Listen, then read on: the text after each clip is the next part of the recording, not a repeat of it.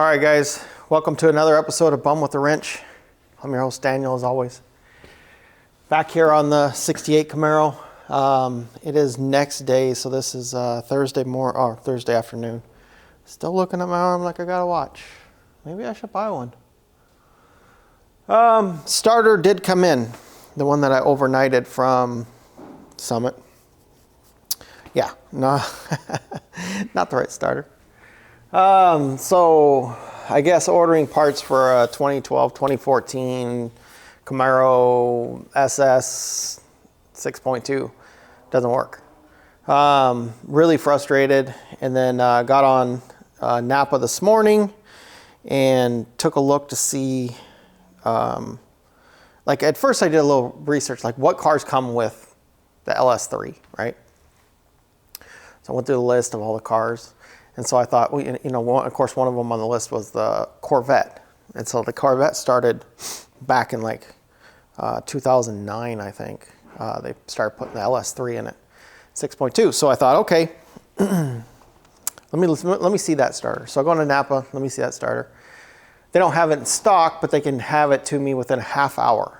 So I'm like, okay, it looks different from the other starters that I've been dealing with. I guess we're playing ping pong starter. So I went ahead and purchased that, waited for it to come in, came in, went, picked it up, ate lunch. Now we're here. Of course, the first thing I did, I didn't even touch my lunch. I wanted to make sure this starter is the right one. And honestly, I still don't think it's right. Let me get you in here and I'll show you what I'm talking about. So this is the first one to actually bolt into the car and look somewhat right. But it's still just not what I'm looking for. So, like I said, it bolts in the car and everything's fine, but look at the gap. Let me step out of the light. Let me see if I can get the camera out of the light too. There you can kind of see. You see what I'm talking about? It's not lined up with the back of the engine block right there. It's like, it's like inset. So, I don't know. It does bolt in the car. Obviously the opening here is, maybe it's not supposed to do the whole opening. I don't know. I kind of eyeballed the engagement gear. I know you guys can't really see it. It's kind of dark. But the engagement gear looks like it would work. Maybe. I don't know. So that's kind of where I'm at. It doesn't look right to me. But at the same time, it is a Chevy starter. So, like, Chevy does a lot of things right. But Chevy does a lot of things right.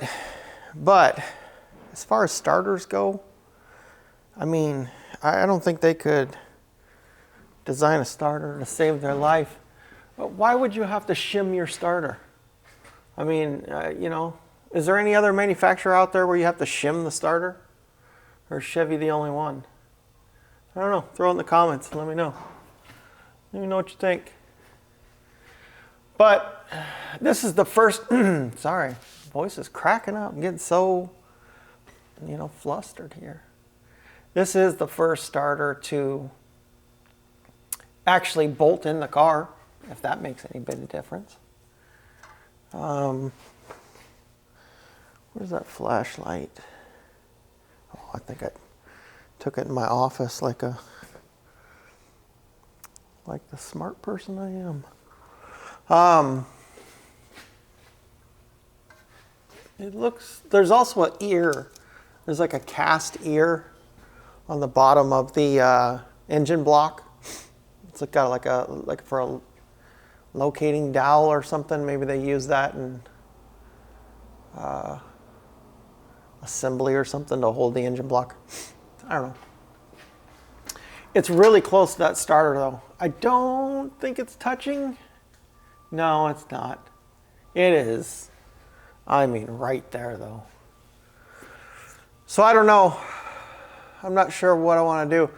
If I activate the Bindex and just push the gear out, I should be able to see the engagement. The motor has no oil in it. And so I really don't want to turn it. I mean, I could put oil in it, but I don't know. Let me think about it a minute. I think what I'm going to do is just hook power up to it and get the Bindex to pop out and look at the engagement first. And then if the engagement looks okay to the ring gear, maybe I'll put some oil, engine oil in it. I think I've got it in it. No, it's right there. Put the oil in it and then, you know, just lightly run the starter just to see what it does. I don't know. You know, I'm not a Chevy guy. You know, I'm a Ford guy trying to build a 68 Camaro with an LS in it. So there's maybe, you know, there's some Chevy guy out there that's going, no, dude, you gotta get this starter. You have that motor. It's, you know, I don't know. This is number 1, 2, 3. So this is the third starter. Why? Why is there 3 starters? What? What's up with that? I mean, it's a, you know, you go buy a starter for a small block Ford, they're all the same. Big block Ford, they're all the same. And guess what? You don't have to shim it. I know. Crazy, crazy concept. You don't got to put shims on it to make it engage right. Nope. They already did all that for you. All right. Well, enough of me talking. Oh, hey, you want to see something cool? Well, I thought this was neat. Before I let you guys go, let me show you something really kind of cool. Let me back the light up here so the camera will actually pick it up as well. But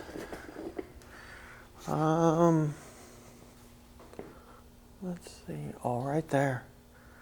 Right. It's going to be upside down. But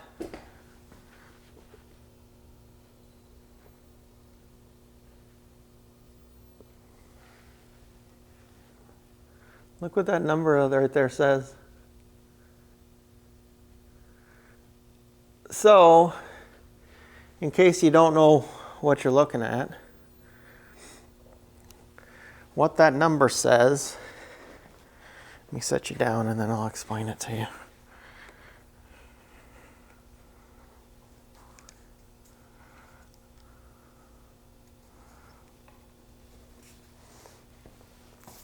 So what that number says is it says that tire was manufactured on the 23rd week of 2000. So these tires, they are 24 years old. I mean, that's simple math because it's 2024.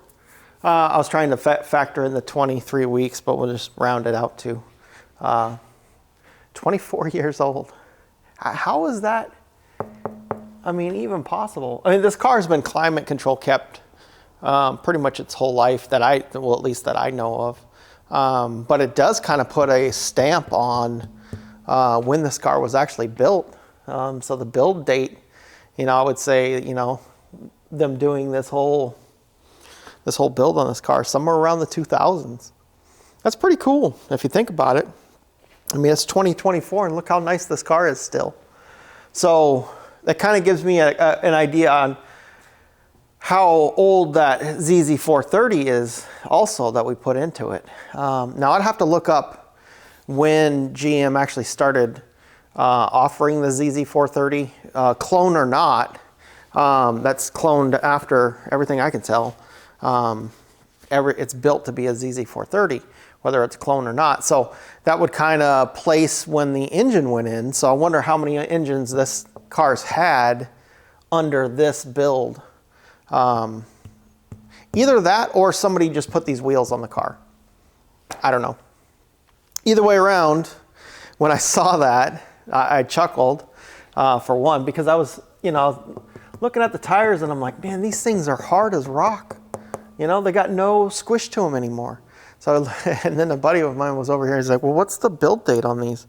So we look at it and like, no way, that can't be that. We actually had to go look to see if there was some other way that they were actually doing the dating codes, but they're not. In 2000, they actually started dating tires from what we saw. And so these are probably one of the first tires dated, well, at least in that first year. So I thought that was really cool. So, but like I said before, I hate these wheels. Obviously, I'm not going to waste money on buying tires for these wheels because these wheels are absolutely horrible. So I did pick I'm going to call it a budget wheel and tire for right now. All four out the door was like $1,500 maybe, something like that. So as far as wheels and tires go, especially when you start to dip into these types of cars, that's fairly inexpensive. Everything I purchased was on the lower end of stuff. Still a really nice wheel. I think it's going to look great on the car. It's probably not going to be the car's final set of wheels and tires, because after the independent rear suspension goes into this thing, I'm going to really kind of, at that point, I have some tools for actually gauging offset back spacing, that kind of stuff, so I can really kind of dial in the wheel that I want for this car. But for now, an 18 by 8 is what I'm going to put on it, all four wheels. They had two options in the wheel that I'm looking at. It was an 18 by 8 or an 18 by 10. And I was looking at the back of the car. I might have been able to stuff a 10-inch rim back there. I think it would have rubbed. And so, I really don't want that to be a problem with this car, especially right off the bat. And as soon as it gets back on the road and we go out and enjoy it and have fun with it, and the owner really, drives the car, I don't want to have to fight a wheel that's constantly rubbing when you hit a bump or you turn. I don't want to deal with that. I'd rather have it just drive nice for the owner and have the car just be enjoyable. Later, when we do the rear end, then I'll kind of dial in exactly the right wheel and tire that needs to go on this car. Maybe even have some custom wheels made for it so that it fits the car really nice. So, but for now, I went ahead and ordered some wheels and tires. I'll let you guys see them tomorrow. I think they're supposed to show up tomorrow. I think you're going to be a little surprised on what I picked. I'm pretty sure the owner is going to like them, but we'll see what happens, I guess. So anyways, let me look into this for a minute. I'm going to grab some power, probably a power probe and a battery, and then I'll see if I can get that Bendix to come out and we can check the engagement on that starter. And then hopefully not have to buy another starter again. I don't know, but we'll go from there. All right, guys, give me a minute. I'll be right back with you. All right, guys, kind of took a look at it. Got the car all up in my bean here. I took a look at it, thought, what, just let's see what the engagement looks like. It's not horrible. I don't know if that's the way it's supposed to be mounted right there, or if that is supposed to be flush with the spacer plate here. I don't know. But I thought, you know what, let's just see what the engagement looks like. So I hooked the battery up to the car. This is the power wire to the starter. So this is just main battery power.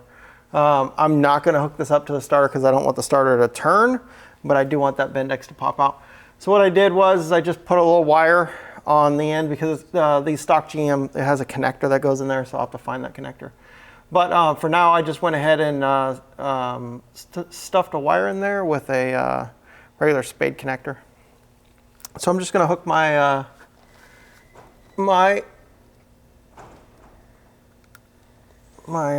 starter button up right here real quick.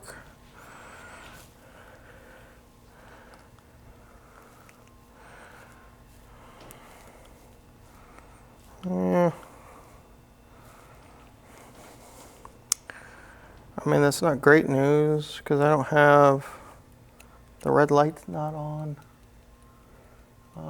Oh, because the motor is not grounded. Right.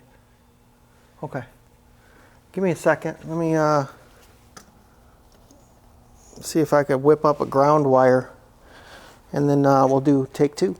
All right, guys. Took a look at the start. It looks okay. Buddy of mine took a look at it too. He doesn't think it's that bad. We went ahead and kicked the Bendix out to check the engagement. The gear does come out all the way-ish on the gear. When I say ish, it's like right at that last little bit. You feel like it could come out a little bit further, but I mean, it does engage the gear fully. So unfortunately, still not enough information in order for me to be able to tell if this is actually going to work, or if it's the right starter, or if I need to try something else. The only thing I can do at this point is to actually just run the starter. Brand new motor. Don't really want to do that, but at the same time, I'm kind of at that place with this engine anyways. I need to build oil pressure. I need to get some oil moving around in it. So what I did is I filled the oil filter all the way full of the, it's this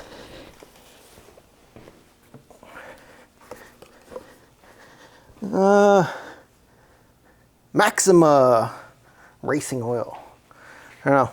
It's what Texas Speed sent with the engine. It's got 2 times the zinc. I didn't know that these were flat tappet, but man, maybe it's good for the bearings and stuff too. Don't know. Anyways, that's what Texas Speed wanted in the engine. So hey, Texas Speed, that's what's in this right now. Is this sent by you? See, I'll let you, so you can, here, let me get it. There you go. So you can read your barcode and all that. So for warranty purposes, here I gotta kind of hold it sideways because the light will wash it out. But so yeah, that's it. Texas Speed. It's in here. Okay. You never know. You crank this thing up and it's got a rod knock or something.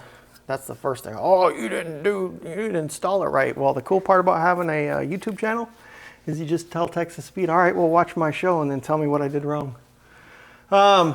So, and the oil pan's full, oil filter is full. Everything checks out on the stick. Now the engine is not, obviously no transmission connected to it, so this thing might move around a little bit, but that's okay. It ain't going nowhere. All the oil ports that I can see around are all plugged and sealed, and everything should be good. So, sorry, I'm just kind of walking through my head what's going on here. Okay, so let's hook the starter button up. I have the battery connected to the car now.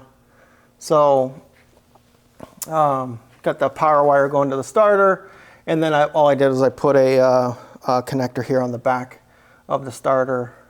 Just a little, Chevy's got a stock connector. I don't have it, so I just put a little spade connector. Anyways, everything's grounded, powered, ready to go. All right, let me get over on this side because I want to see how this thing does. All right, 3, 2, 1, nothing. Why do I have nothing? I got nothing. Do. Why do I have nothing? It's like I'm not grounded.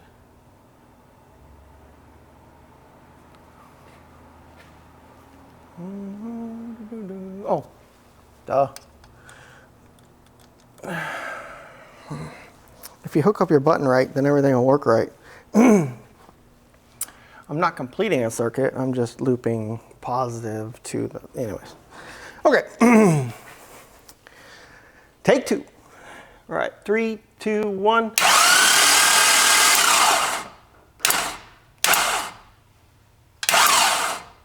All right, so that's a problem.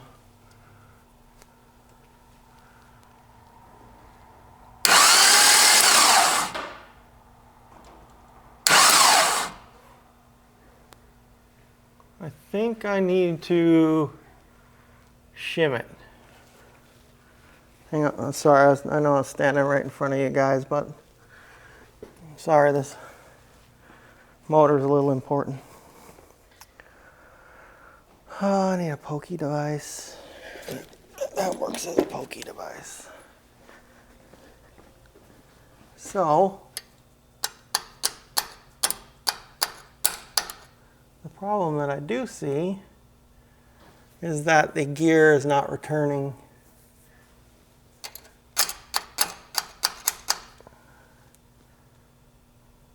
So yeah, that's a problem. Okay. Let me keep my pokey device. Let me grab this thing. Let me loosen the starter.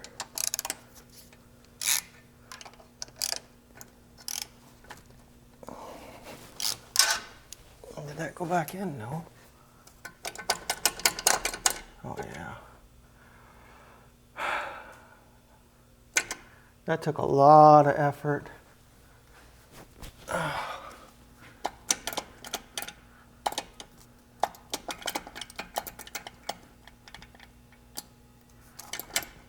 Okay. All right, guys. Give me some time. Let me figure this out. Not sure exactly what I need to do here. I don't know if I need 15 or 50 shims or if this is even the right starter. So give me a minute. Let me put some brain power into this, and I'll bring you guys back around, and you know, we'll see what's going on. I mean, I do have technically a starter right now, right? I mean, I could just get the oil pressure up with this thing. Let me see if that gear will re-engage on the ring gear, or if it's just going to grind. No, it does engage. All right, I'm just going to run it. I need to get the oil pressure up, so.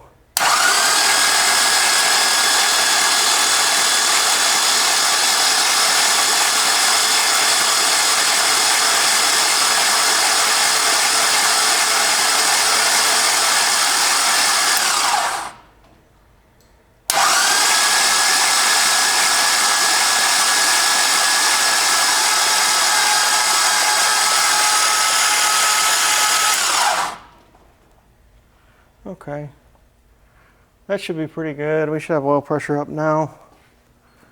Although I don't have an oil pressure gauge on this car. Yeah, that gear is definitely not wanting to go back.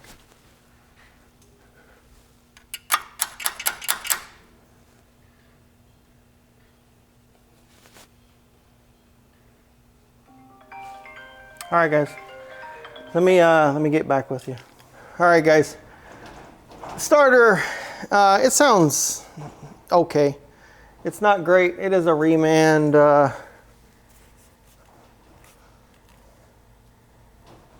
Like slightly warm.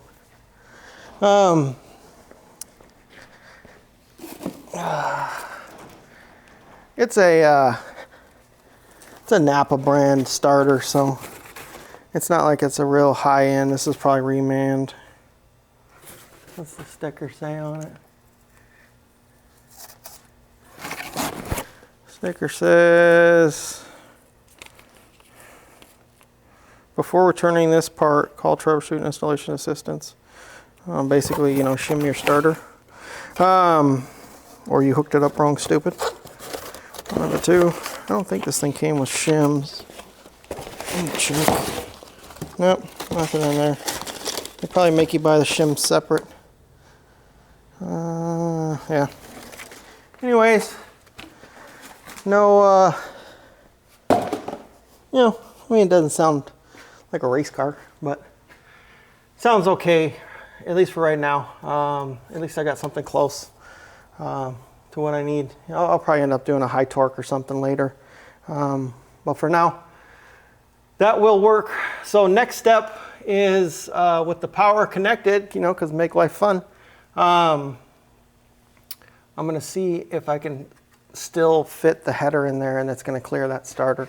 So that's the next thing I need to check. And as long as all that checks out, then we'll put this thing back together, put the bell housing up, torque it down, put the transmission in, torque it down, put the drive shaft in, torque it down. Then we'll be drivetrain installed. That'll be awesome. Let me grab that header.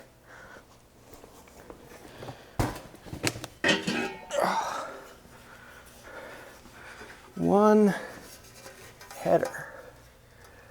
Honestly, I think it's gonna go just fine. I do have the dipstick in it, so that's awesome.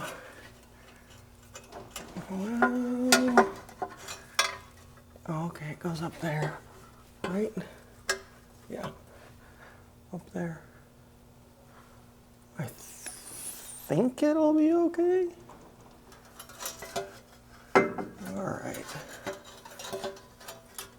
All right. I'm gonna have to do, well, I might be able to pull it out here. Let me see. I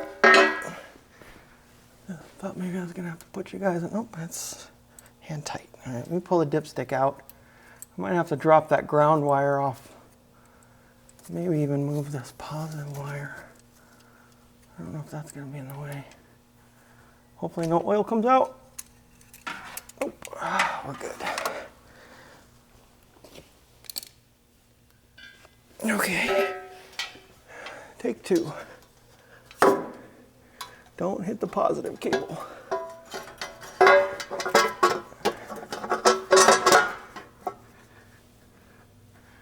And we are good. Yep, we are good. I don't know if you can see that, but there's enough where I could put a finger in between the starter and the header. That wire, I'm definitely gonna have to put some heat sleeve, get some of that, you know, heat protectant, or run that power wire down along the frame right here and then loop over to it. That header's probably gonna get pretty hot, so that's probably gonna be the way to go.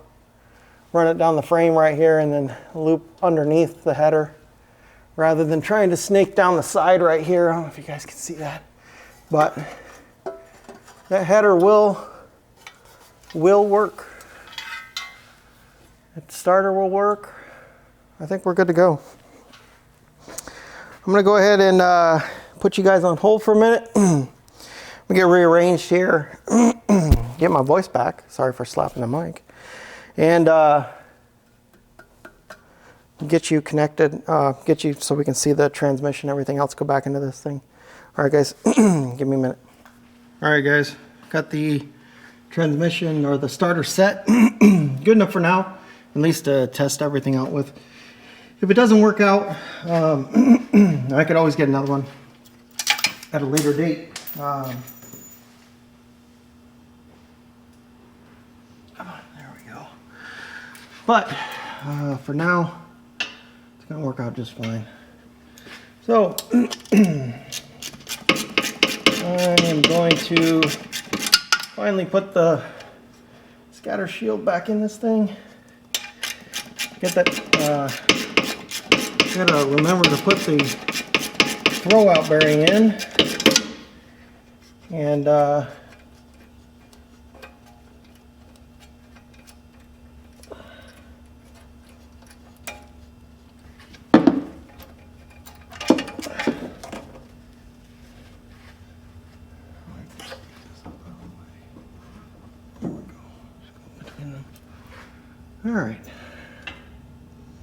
all right, guys, let's get this scatter shield in here.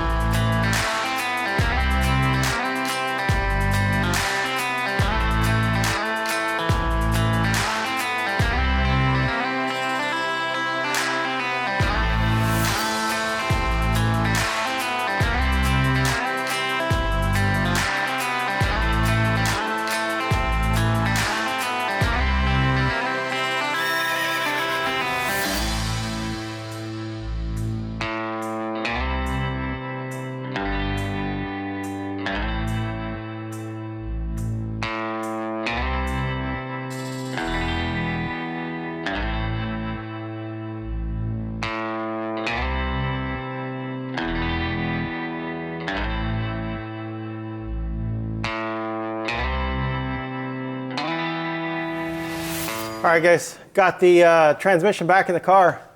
Pretty happy about that. It was touch and go a little bit. None of these parts we've really used, so they've been in the car before. But like, for instance, the throwout bearing, when we went to put the transmission back in the car, the shaft that the throwout bearing slides on, it had moved probably when we removed it. And so when we were putting it back in, I noticed that the throwout bearing was actually hitting the clutch first.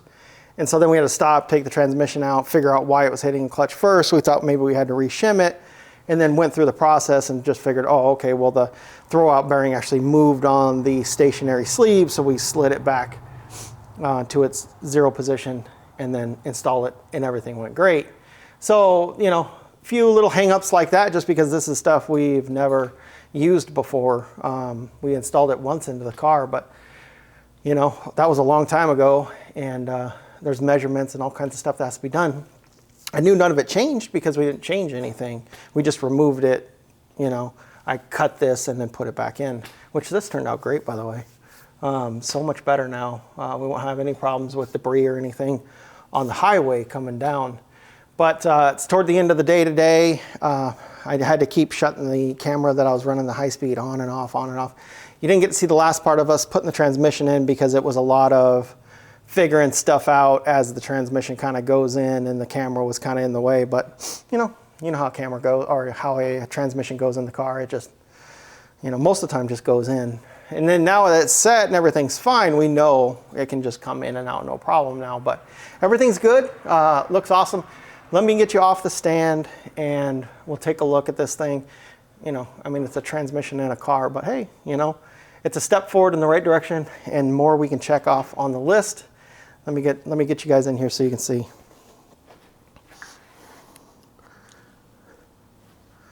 All right, so one of the things was the throwout bearing there. Let me see if I can find a flashlight. So if you can see the throwout bearing in there, there's actually a pin, and that pin goes between the hydraulic line and the bleeder that's way up there. That's going to be so much fun to get to when we have to bleed this car. That was a thing we were trying to make sure we figured out and got correctly. The throwout bearing itself, I don't know if you can see that up in there. Let me get you pointed a little bit better. And then we'll try and see if we can zoom maybe. There we go. So you'll notice that if you can see it, if I get the light on it good for you. There we go. So behind the throwout bearing, there's a bunch of shims, and you have to shim that right. Of course, it's for, you know, all kinds of different applications as far as, you know, what car it could be used for and what situation, what bell housing, what engine, all that kind of stuff. So the throwout bearing's very universal, but that was a kind of a pain. So just figuring that out. Yeah, this thing turned out so good. I love how the this piece right here turned out. You know, it looks so much better. You can see down the oil pan just how smooth that is all the way across. So now if there's anything in the road, you know, you're not going to rip the transmission and motor and stuff out of the car. But yeah, that's it. I think it turned out pretty good. Oh, let me show you the shift hole. So where the shifter goes through. So you see I pretty much made it to where there's a light gap all the way around it, because I wanted it to kind of be like a seal, but not so much that the shifter is going to have a problem hitting the floorboard. So it's got plenty of space around it. Plus it's got that little vacuum line that I put on it. So yeah, this thing's turned out pretty good. Can't wait to get the drive shaft in. Going to do that tomorrow. So, and let me put you down. So This was a big step forward. Kind of one of those processes that, you know, it's time consuming, because as easy as it sounds, you know, the first time you put it in, or even the second time for the first time that you put it in, it, you know, you're careful. So it turned out well. I like it. Tomorrow we'll put the drive shaft in the car. Then we'll move on to the next thing. Probably the next big hurdle is going to be the 2-piece steering shaft, and then the power steering hoses. Have to make those. We have to remake the upper and lower radiator hose. Now that we'll double check it again and make sure it fits, now that everything's locked down totally perfect. We'll double check those and make sure they fit still. And then we got to make those hoses still. I got to put the coolant temperature in the side of the cylinder head right here, and then we can vacuum fill the cooling system on this car, and that's another box checked off. So I'd say the next couple of big things: get the steering figured out now, get coolant in it. At that point, it's going to be, after that, what the two big things would be: the fuel lines, which I'm still just procrastinating on, I know. Fuel lines and exhaust. That would be the next couple of big things. And then from there, I mean, basically at that point, there might be a few little things that we have to button up, but it's mainly just going to be wiring, I think, from there. So we're almost there, guys. It's a, you know, an easy month left to get it done and buttoned up, back out and driving. I can't wait for those new wheels and tires to show up. I think you guys are gonna like that. So crossing fingers that looks good. You never know. You spend a bunch of time ordering wheels and tires, and you're really unsure. You know, you spend a lot of effort thinking about it and how it's going to look on the car, and doing a lot of research that way. But you never know until you actually put them on the car. So I'm excited. We'll see what it looks like. Anyways, all right, guys, I'm gonna lock this place up, shut the lights off, go home, grab some supper, play with my son, and get some sleep. And I'll be back here in the morning. See you then. Good morning, guys. It's been a couple days. Got caught up in some work stuff, so I had to take a little bit of a break on this, but not too much. Got the transmission back in it. Drive shaft is in it. Cross member, of course. Did get the wheels that I picked for it. So let me show you what I've done to the car so far. Just kind of threw those together, put two wheels on the car because I actually broke the duckbill on my mounting machine because these tires are unbelievably hard to mount. So this is what I picked for the car. I went with kind of a cheap option for right now. One, because the wheels that are actually on the car are date coded. I think it was the 26th week. Let me see. I think they're on the inside. Too dark, can't see, need flashlight. There we go. Let's see. Yeah, 23rd week of, I don't know if you guys can see that right there, but that says 2300. So 23rd week of 2000 is when those tires were actually, well, when the tires were made. But, you know, they could have been a couple years old as far as when they actually got put on the car. But I didn't want to spend a bunch of money on the car. Sorry, I'm just trying to get the light set up here. Spend a bunch of money on the car for wheels, especially when I'm going to do the Art Morrison independent rear suspension in the car, which at that point, I don't know what kind of offset, I don't know what kind of backspacing, I don't know any of the numbers that I'm actually going to need for that. So if you notice, these are basically the same wheel that I put on my Galaxy, except for the center is gloss black, which I think really kind of complements the car it kind of gave me like a Knight Rider kind of feel. If you look at it, I like it. I think it looks pretty good. We'll see how it looks on the ground outside when it's running, you know. But I think for now, it's a good good wheel tire combo. So I'm kind of digging it. You know, you never know when you pick a wheel and tire how it's going to actually look. I mean, you spend a lot of time thinking about it, but until it's actually on the car, you know, you never know. So let me slide the light underneath there.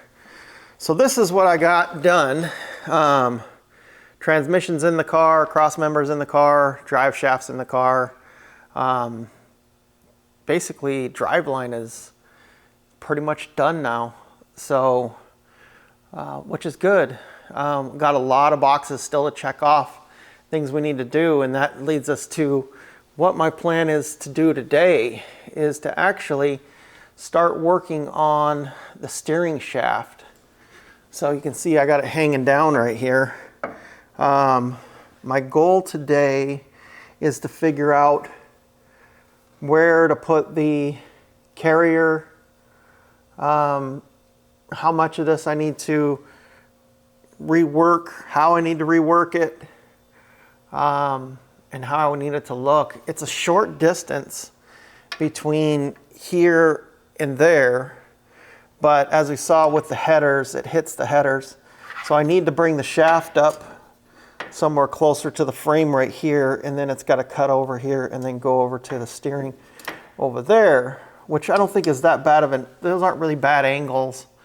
I think it'll work out just fine. So that's my goal today, is to kind of get that, sorry you guys are looking at the ceiling again, is to kind of get that figured out.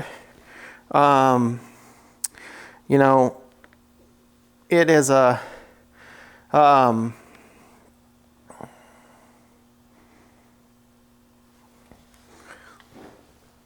it's one of those things that I've been putting off just because it's a pain. You want to make sure you get it right. Get your angles too sharp, or you know, things off, and you'll get binding in the steering, of course. Don't want that. You know, luckily enough, the steering shaft itself is rather inexpensive. If you noticed when you were looking at that steering shaft that's in there, it's got some big sawtooth marks on it. I think when they were trying to do the retainer nut or something, I don't know. But I definitely don't like that. So I might be buying a new, you can buy a shaft in bulk and then just cut sections of what you need. All that stuff's inexpensive, not very expensive at all. So if you mess up and it's right on the edge of, you know, you should have that shaft engagement going all the way into your universal joint. Let me see, I ordered that stuff. It should be sitting here.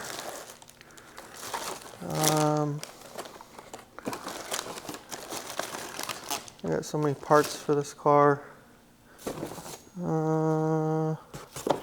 Injectors. I just want to talk about steering here for a second, because, you know, it's a big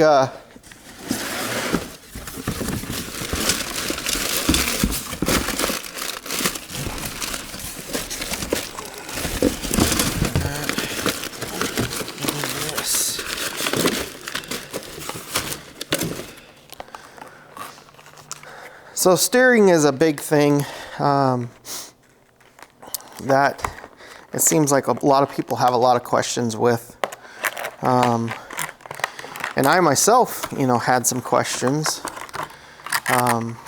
when I was thinking about how I wanted to do it.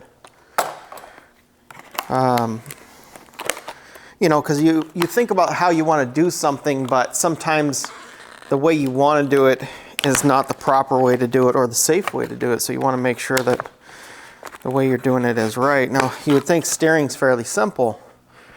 However, you know, if you clock your universals wrong, you know, say you have, you know, your universal and you clock it, the other one opposite of the one upstream or downstream, that'll cause a binding. Don't want to do that.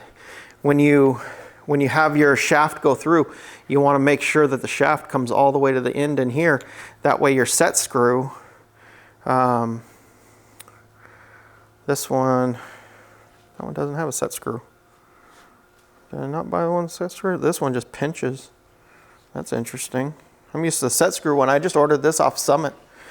Usually they have like a little set screw. So you want to mark kind of where put a little Sharpie in there, mark the hole, and then kind of drill it a little bit so that set screw sets into that drill. I'm noticing this one doesn't have that. It's just a pinched clamp fit, which this is a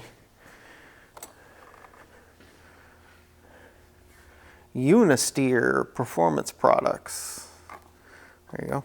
Yeah. And then I have a couple different variations of a Heim joint. I saw this on Summit and I really kind of liked it just because of the kind of the bracket design that it is. They even put little bolt holes, threaded holes there at the bottom.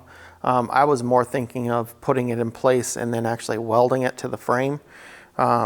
Because, you know, if you ever change the motor away from an LS based engine and you wanted to go to back to like a ZZ 430 or a, you know, older 350 based engine, it'd be easy enough to just cut this off.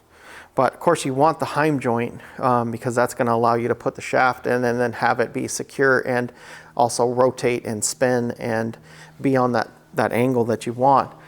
The other style of Heim joint is your typical Heim joint. I did get one of these as well because as much as I liked this, you never know if this is actually going to work. Where this you can pretty much mount anywhere. A couple different ways you can mount this. You can mount it to a bracket, or you could just drill a hole in the frame where you want it to go and then weld one of those nuts on the, you know, to the frame, basically on the inside of the frame, and then have that jam nut jam it and lock this thing down tight. I don't mind this. This is plenty fine. This just looks cleaner. So I'd like to utilize this. So that's one of the things I want to do today is work down the path of getting this solved, because this is the next big step in the checklist here. Let's take a look. Let's take a look now at the whiteboard here and see what we've got checked off, see what we've got left to do.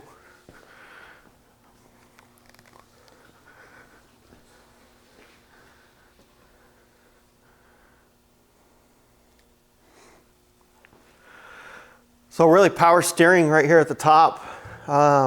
It's power steering, exhaust, and steering shaft. I can actually knock this down to a 1 now that I've got the parts for. It was at a 2 because I needed to order parts. Well, parts came in. So really these two are the two things that I want to start buttoning up now, because, you know, the steering shaft is the next, like, you know, difficult thing to do. You know, besides the stuff that I need to do when it comes off the hoist, like wiring, you know, really wiring. That's a big one. Coil packs are going to be a little bit of a pain because I got to find a nice location to actually put them in up on the firewall behind the dashboard. The rest of it's easy, I guess. Just finding a home for them is going to be the biggest thing. But brake booster, I think what I'm going to do with that is just kind of throw that chrome one that I have in there, see if it fits. If it does fit, I'm just going to sand it, paint it black, and put it in there. Because it did work. It worked fine. It should still work fine. The size of it, yeah, it's a little bulky, big flying saucer. But the chrome's, that's got to go. I don't want the chrome in there. Install the intake with Holley injectors. Yeah, I'm really not going to do that until after I get into the wiring, because what I'd like to do is separate that harness, plug all the connectors into the injectors, kind of lay the other wiring that I know is going to come down that valley plate, and then set that manifold down on there to see, make sure, you know, I have enough room, or how do I need to actually build the harness, because instead of just balling all the wires up into one ball, I can ball them up into, you know, a few different balls. That way the profile stays lower and it goes down underneath the manifold better. So I just need to work that through. There's no hurry to put that thing on. It's really quick to install that, so not a big deal there. And then these two things I had, or these three things I have circled, kind of highlighted, because those are just simple. I figured I'd just come in and, you know, whip those out real quick. Dipstick's a little harder because I do have to cut it and then get the TIG welder out and actually weld it back together, sand it all real nice and paint it. But still, you know, not a very hard thing to do. Those are quick, easy things that I can just kind of check off the list. And I'm kind of saving those for end of the day items. So, you know, if it's like, you know, 20 minutes to go home, I can quick throw the coolant temp sensor in there and torque it down, or tighten the motor mount.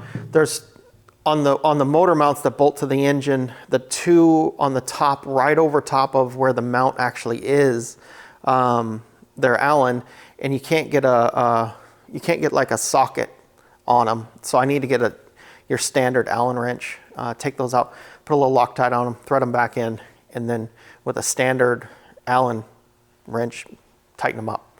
That's all that is. Again, something I can just kind of bang out real quick in 20 minutes.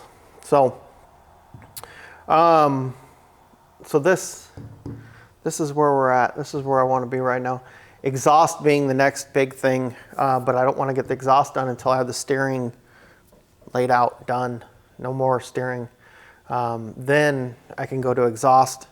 I can weld the V-band clamps onto the back of the headers, and then start modifying. You guys haven't probably seen them yet, but they're from Holley, I think, if I remember right, or maybe they're from Hooker. I can't remember, but they're like a 45-degree bend with a O2 bung welded onto them. You know, they're just universal, but they are 3-inch, so I can manipulate those. I'd really like to have those on the downstream side of the V-band clamp, so when you take the exhaust out, all of that comes out, and what's left over is the header connected to the engine. That's kind of the way I like to do that part. So that's another big thing. I need to make sure, put the exhaust up, see where I need to cut it, see how those 45s are going to bend up into the new headers. Do I need to buy a little bit more pipe? Am I okay? Do I need to buy, you know, an angle? What do I need to get? So that's the next big headache after the power steering. So that's kind of where we're at. The list is getting shorter and shorter. You can see a lot of this stuff's being checked off. Install the fuel lines to the tank. Still procrastinating. I'm telling you, I got to get in the zone. That, and I need to find something. When you start to get in these big 3/8 stainless steel, you almost need one of those line straighteners. Basically, it's like a little slide tool with wheels and stuff on it. And you clamp it on, and then you start straightening out, slide this thing up and down, and the wheels actually bend the pipe straight for you. The other way to do it, if you don't have that, or you don't want to buy that, or you're working on a budget, I saw a guy actually take a 2x6 and drilled. So you got your 2x6, you know, like this, right? Let me do a 3-dimensional here so you kind of get a good idea on what I'm talking about. So there's your 2x6. You actually drill a hole through the side of it, which would come out the other side over here. Clamp this into a vise, right? And then pull your line through that hole, kind of long ways through that 2x6, and just the length of that line actually going through that hole that's just slightly bigger than the line there will actually straighten it out and kind of act like one of those clampy doohickeys, where those things are kind of like two pieces, two blocks, and then they've got like wheels, and then you just draw the line through, and you just kind of slide this down the line and then it straightens the line out. Anyways, this is a good budget option if you're trying to straighten line. You know, the little brake lines, that kind of stuff, I do all that stuff by hand. They're real easy to kind of just manipulate and bend. Start to get to 3/8, man, that's some beefy line and it's stiff. So using a budget version or even the little slider like this. I saw a guy that was 3D printing one. Looked pretty cool. I think he had the thing online that you could download and 3D print your own, but I don't know how long it would last being 3D printed, and that stuff's stout. So anyways, enough of me talking. It's Saturday. Let's get some work done. Let's work on this. So let me put you guys on hold for a minute. I'm gonna kind of take things apart, get my ducks in a row, figure out exactly kind of how I want to lay this out and do it. And then I'll bring you guys back in, kind of show you what I'm gonna do. And then, you know, let's start making sparks. So give me a minute. All right, guys. Take a look at the power steering and kind of came to a conclusion on that one. Let me grab the part. So this is what was in it. This was up on the column coming down into the car. This is what went into the power steering rack. It's fine, but this portion here is a little bit too big because I would need to put the heim joint right about here. So being as that, I figured I might as well just remake the steering shaft here. So what I did is I'm ordering a new universal that goes up on the column, and then that'll turn it into what they call this 3/4 DD line, which is right here. This up here, so I think what this is like a vibration dampener or something, I don't know. But it's just kind of in the way. I could cut it back and move this up, but then it would make my shaft too short anyways, and then I have to buy a new shaft anyways. So I just went ahead and I'm gonna redo the shaft, bought new shaft and new, not very expensive. So so that's it. That's as far as that goes. I'm gonna get some new, and then we'll mock that up and get that mounted up into the car. It doesn't look like it'll be all that hard. Really mounting, figuring out where I'm gonna put the heim joint and how I'm gonna mount it. I do have two different options for that, as I showed you. So really it's just determining, you know, which one of those is gonna work the best for this application. So, but waiting for this to come in now. It should be in next week. But while I was doing that, I went ahead and took a look at the power steering lines, because that's another part that needs to be done on the car. So I went ahead and just got that done real fast. Totally simple AN fittings. They're not hard to do. So let me show you what I got, show you how it turned out. I think it turned out pretty good. I am waiting for one fitting to come in for that, but I'll show you here in a second. But let me get you over here and show you what's going on.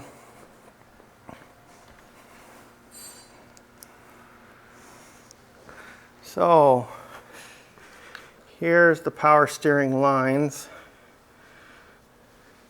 So you can see they come out of the pump up in here. And instead of going with a 180 degree fitting, because I didn't want it to come straight down, I kind of wanted to get away from this belt a little bit. I went ahead and went with I think that's a 150 degree fitting. So it kicks it out a little bit. And then I liked how it brought it over here next to the return line, which this is the fitting that I'm waiting to get, is the return line fitting. It's just a little AN look-alike hose clamp doohickey. So I don't have any of those, I don't use those. So, but that's the one case where you really have no choice, you have to use one. So, you know, put the little holder on there to keep it looking nice. And then as far as the rack goes, you know, just a 90 degree right here on the return. And then over here on the pressure, I just used, I think that was a 120 degree fitting. You can kind of see up here how that is. It's this fitting, right? I don't know if you can see, it's kind of dark under here. See my finger over here? Hey, Yeah, that fitting right there. So this rack and pinion is Chassis Works. So I went on their website to figure out which one was pressure and which one was return, and then plumbed it up accordingly. So that's pretty much done. I've already checked that off the list. Don't have to worry about that anymore. It's just a matter of trying to find out what I'm going to do for, you know, the steering shaft. So I know it's a little bit dark and that light's kind of in your way, but right up there, I need to figure that out. So it'll come down, hit a heim joint in here somewhere, and then go over here and meet up with the universal right there. So anyways, that's that. Just gotta try and, you know, figure out what I'm gonna do as far as that stuff goes. Sorry, I don't have a lot of light under here. Let me get some light under there. This camera really doesn't like not having light. Maybe that's better. Can you guys see that better now? I mean, just simple AN lines, but it looks so good when you take the time and to make something look nice, you know. It just looks so good. So I forgot my little gimbal here has a light on it as well I can use. But yeah, so anyways, you know, that's that. So another thing checked up off the list. Let's take a look at the list now. I kind of went through the list and checked off a lot of stuff. Just instead of just putting lines through it, I just erased it. It makes it look a lot cleaner. It's easier to kind of see what I need to do and what still needs to be done. I'll probably tackle a couple of these easy circled ones today. Cooling temperature sensor, I just got to thread that in the side of the block, torque it down, done. Tighten motor mount, save that for tomorrow. Need something easy to do tomorrow. Dipstick is a little bit harder. Maybe I'll work on tackling that tomorrow because I do have to chop it and then shorten it and then weld it back up. So, you know, something to work on. One thing I did notice today is I'm out of brake line. I'm out of stainless steel brake line, which stresses me out a little bit. I like having spools of that around, and then I checked Summit and they're saying April is when they're gonna get some more in, so I'm sure other places have got it though. So I'll you know, have to jump on and find some off. Maybe Jegs has got some or something. I don't like using Jegs. Every time I use Jegs, they're like, oh, sorry, can't ship to your address, you know, blah, blah, blah, because of California. You know, at least Summit on a lot of the stuff, it's like, check the box where it's 65 or older, you know, or off-road use, you know. Jegs don't even give you that option. Anyways, yeah,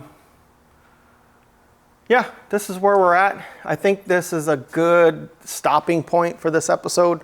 Got quite a bit done. Got the transmission cross member drive shaft in the car. Got all that stuff cleaned up. Redid the shifter hole. Got the shifter looking good. Went inside the car and looked, and I got plenty of space right there, right around the shifter. So all of that's really good. I like putting that little gasket around it too. It really minimizes the amount of air and stuff that can come in. Hondas. So yeah, that's where we're at. I think this is coming along well. The list is getting shorter and shorter and shorter. It's going to be real soon here. We're going to hear this thing breathe again. So, you know, we'll just keep running through the list. But thank you guys for watching.